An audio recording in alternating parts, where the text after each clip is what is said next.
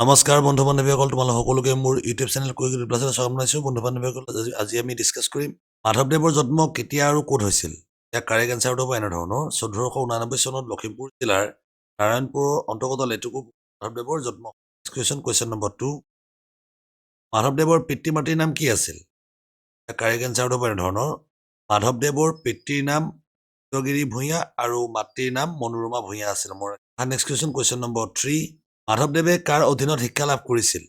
Correct এনচাৰটো হ'ব এনেধৰণৰ: মাধৱদেৱে ৰাজেন্দ্ৰ অধ্যাপকৰ অধীনত তেওঁৰ টোলত মাধৱদেৱে শিক্ষা লাভ কৰিছিল। নেক্সট কুৱেশ্যন নম্বৰ 4, মাধৱদেৱে ক'ত শংকৰদেৱৰ সৈতে মিলিত হয়? কাৰেক্ট এনচাৰটো হ'ব ধোৱাহাটৰ বেলগুৰিত। নেক্সট কুৱেশ্যন নম্বৰ 5, মাধৱদেৱৰ গুৰু কোন আছিল? কাৰেক্ট এনচাৰটো হ'ব শ্ৰীমন্ত শংকৰদেৱ। কুৱেশ্যন নম্বৰ 6, মাধৱদেৱে ৰামায়ণৰ কোন খণ্ড প্ৰণয়ন কৰে?